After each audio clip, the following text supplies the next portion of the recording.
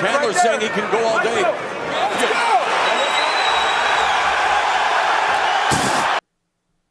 All right, so today we're going to be talking about how Jon Jones and Dana White are both absolute monsters and are more alike than you think. Yeah, and they just cannot keep their hands off the women to save their life. No, first off, Dana White is the true power slap pound for pound king. You know, in this image right here, if you don't know, there was a video going around that Dana White did slap the wife. It was pretty bad. And the defense to him could be, his wife, hit him first, but his wife appears, in my estimation, she appears to be about 100 pounds lighter than him. So, I highly doubt that hurt, Mr. Bald Head over here. But maybe he's a little chinny, and maybe that rocked him, and he's just trying to stop the fight. But I mean, coming from the guy who was trying to fight Tudor Ortiz, I don't think that a slap from your 100-pound wife is really going to do any damage to you. Unless he's a little chinny. He was trying to defend himself, make sure the ref didn't stop the fight. But I mean, come on, dude. Really? I mean, my parents taught me don't hit women. And like, clearly, he took out a lot of anger on her. Maybe he's a little chinny, and there's some things going on behind the curtains that we just don't know about. That maybe he has to defend himself this way or else it gets worse. I don't know. I'm not here to talk on it. I just think it's despicable behavior. And obviously, I don't want to be the one to air out his dirty laundry. Okay? If him and his wife get in frequent disputes, I don't want to be the one to come in and be like, and be ruining that for him, like just be exposing that side of his life. But in my opinion, I mean, and also I'm no expert. I would like to preface that I'm not an expert on any of these kind of things, but you know, never hit women. But maybe he wasn't taught that way to not hit women. Maybe, I mean, I don't know who I am to say that. So Mm. I think that should just be an all-around take. Maybe no one hits nobody. We all stay clear. Just to be fair, his wife did hit him first, but then again, she's 100 pounds. I don't know how much damage she's really gonna do to like 6 foot Dana White, 200 pounds. You know, I don't know.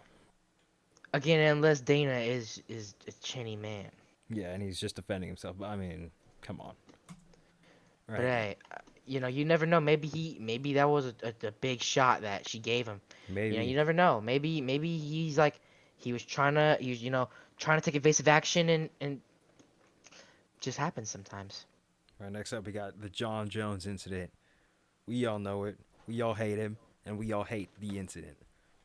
Him beating his wife into a bloody pulp. That was pretty bad. That was really bad. And I hated how every single person in the MMA space was like, he just has demons. Everyone makes mistakes. This is worse than a mistake. You don't accidentally beat someone up, especially your wife. And again, dirty laundry. I'm not here one to be airing him out like that. But I mean, When people are you calling don't you the do GOAT of the this. UFC, I don't think you should be having dirty laundry like that. I think that You don't. disqualifies you from the conversation. That's just my opinion, This though. this just isn't something that you do. This is a lot. You know, what Dana White did was bad, but I think we can all kind of agree that this is really, really bad. You know, especially the way he went about it. And then if you saw the police cam video where he's banging his head into the car, it's like this is the guy we call the GOAT. I personally would never call him the GOAT. I would not want this as the face of my sport. You know. This is not my go, and this is and John. If you're watching this video, never mind. We'll just leave that one up in the air. And the undeserved protection of Jon Jones from the media that Dana White put up. I don't know if you guys remember, about like a year ago, there was a time when Dana White was just protecting Jon Jones from the media every time they would ask him a question about Tom Aspinall. And it was so annoying to have to hear the same points get brought up and him just protect Jon Jones about everything. It's like these are the most common sense takes of he should fight the interim champ, and Dana White's like, we'll make that fight. We'll make that fight. All for him to just retire. It's like, so clearly you weren't making the fight. Why can't you just say he doesn't want to fight? Why is it so hard for you to say that Jon Jones is ducking Tom Aspinall? You know? Yeah, I mean, we don't always have to. We can just say it how it is. Okay, we don't need to sit here and say, hey, yeah. So I mean, this is unacceptable. I mean, you as the champion, you cannot hold up the weight division like this. And he elected himself to go ahead and fight a 1 trillion-year-old wash Stipe instead of Aspinall, and then just retire. At the end of the day, just retire. So, yeah, I mean, you need to fight. And then the way like Dana White would like protect John Jones in such a way that made you think that there was some type of video that John Jones would have of him. It made it sound the way he was protecting him at every post-fight press conference. It could literally be a flyweight main event, and he'd find a way to bring up John Jones and say that he's one of the greatest of all time. It's like there's And I no mean, way. yeah, you would think, you know, this aggressively, he had to have caught Dana White watching something illegal Yeah, or something just extremely embarrassing like scat pornography. maybe maybe he was doing something with the Nelk Boys, man. I don't know. I feel like Dana White would most definitely be caught in some nefarious activities. Not to point fingers or anything. I'm not saying that. I'm not saying anything. Not trying to get sued for defamation. But he would, like him and the Nelk Boys, would most definitely be in some weird stuff. I'm just saying.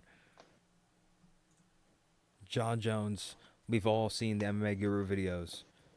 This man is very zesty. I just say, put it lightly, he is very zesty. He has very zesty moments. We all are aware of the video with DC, like the video press conference they did where they were talking back and forth. That was pretty zesty. I'm not gonna lie. There was a lot of tension in that room. And I'm not talking about violent tension. I'm talking sexual. A lot of Yes, sexual there was a tension. lot of tension going on. And I mean, it was kind of getting uncomfortable for me. And I was thinking while I was watching, I was like, am I interrupting something here? No, I was You watching know, it recently, and I felt pretty uncomfortable. I was like, this feels very awkward. it feels like there's two cats in a room fighting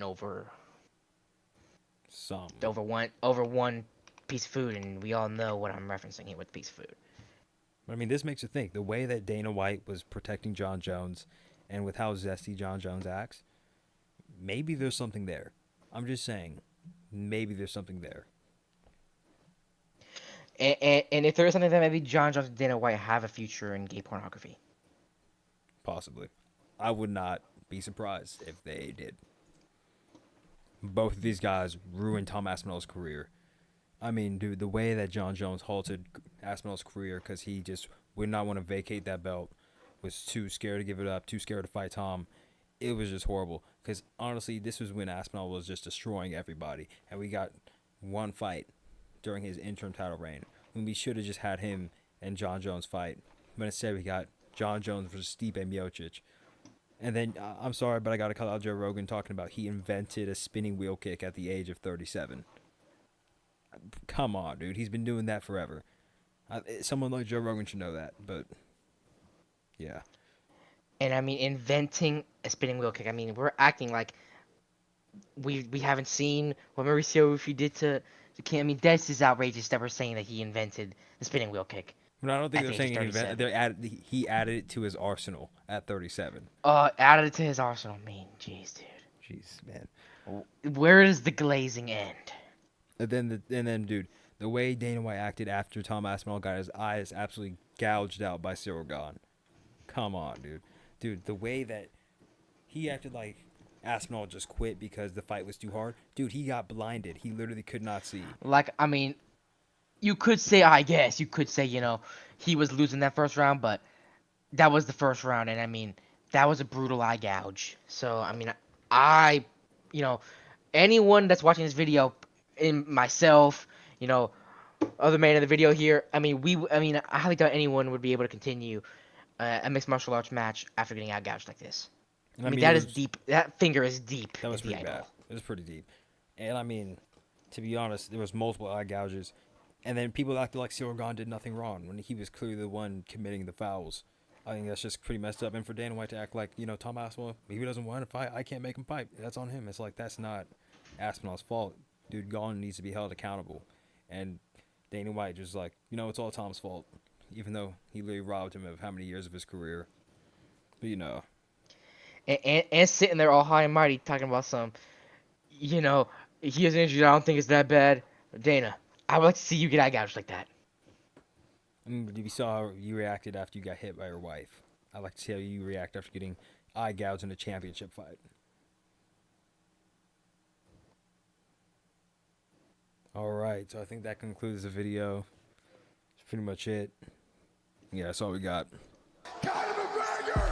They're just fighting.